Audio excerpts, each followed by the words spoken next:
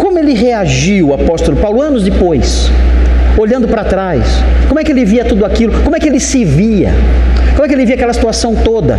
Essa transformação de perseguidor para perseguido. A primeira reação que a gente vê nele, o que tinha na cabeça dele, quando ele lembrava disso, está em 1 Coríntios 15, 9. Olha aí como ele se sentia. Veja se você consegue detectar, mapear o sentimento, o coração desse homem aí. Veja aí o conceito que ele tinha de si, depois de tudo que aconteceu. Veja aí, acharam? 1 Coríntios 15, 9. Porque eu sou o menor dos apóstolos. Por quê? Você é o menor? Eu, pessoalmente, não sei vocês, mas eu não concordo com Paulo aqui, viu, pastor Thomas? Eu não concordo com Paulo, não sei vocês, mas a avaliação dele de si mesmo, e sem falsa modéstia, porque não existe isso nele, mas a avaliação sincera dele acerca de si não bate com a avaliação que eu tenho dele. Ele diz que ele se considerava o menor dos apóstolos, aí no versículo 9. Eu acho que ele foi o maior.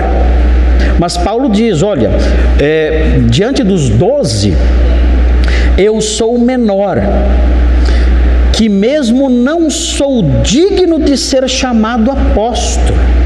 Ele diz, eu não tenho dignidade em mim para carregar esse título. Agora veja por quê. Por quê?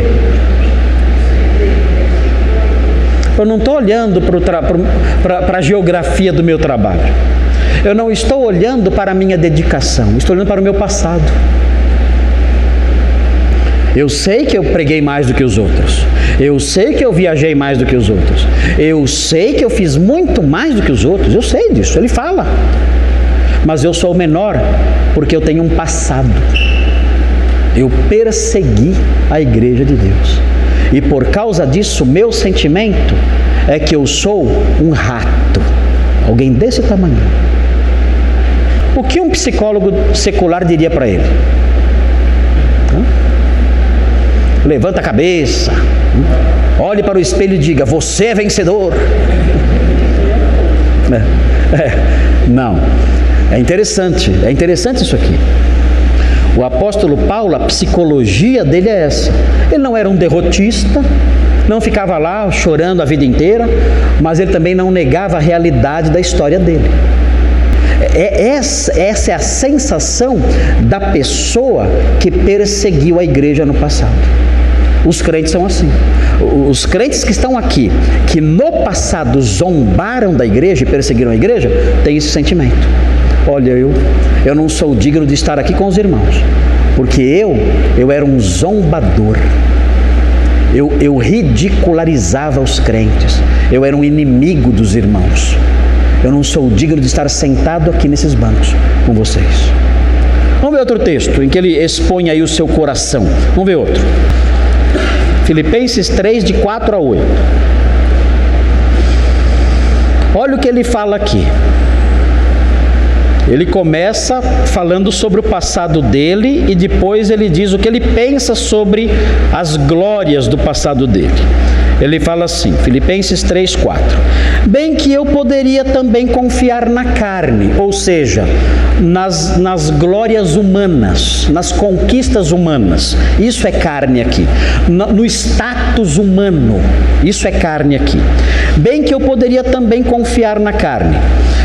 Se qualquer outro pensa que pode confiar na carne, eu ainda mais.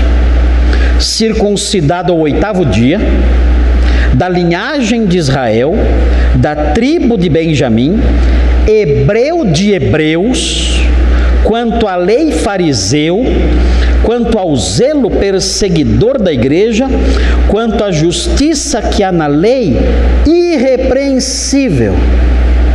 Olha aí, tudo isso era uma glória para ele, uma grande coisa, algo simplesmente invejável. Ele era fariseu raiz, judeuzão ali, guardião da lei, era um homem os discípulos deviam olhar para ele, os discípulos hebreus, judeus, deviam olhar para ele dizendo: aquele é meu alvo, eu quero ser como esse homem aí, como Saulo de Tarso. Esse é o modelo máximo. Vejam o status que ele tem dentro do judaísmo. Ele sobrepuja todos da idade dele em zelo, em conhecimento. Ele é alguém simplesmente extraordinário. Agora veja como ele considera isso agora: mas o que para mim era lucro, isso considerei perda por causa de Cristo. Sim, deveras considero tudo como perda por causa da sublimidade do conhecimento de Cristo Jesus meu Senhor, por amor do qual perdi todas as coisas e as considero como refúgio para ganhar a Cristo. Como é que ele considerava essas grandezas todas? Perdas, prejuízos. É a palavra que aparece aqui, que é feia, a palavra feia, né? A palavra esquíbala, significa fezes, esterco. É isso, esterco. As glórias todas que as pessoas viam em mim e até anelavam alcançar, eu considero isso esterco. Para mim isso é lixo, refúgio. Para mim não valem nada. Então é interessante, o homem transformado, especialmente aquele que era inimigo do Evangelho, quando ele olha para as glórias que ele deixou para trás, ele não sente saudades, ele sente nojo. É impressionante isso. Ele não fica contando a sua história como se fosse algo assim: vejam como eu é. Não. Eu vejo alguns testemunhos de isso, aquilo, que a impressão que passam esses testemunhos é que a pessoa está querendo impressionar os outros com o que ela era antes. O apóstolo Paulo não vê nada de glorioso no seu passado. Eu até poderia me gloriar se eu quisesse, pelos padrões lá de fora, mas eu considero tudo esterco. Eu tenho nojo do meu passado.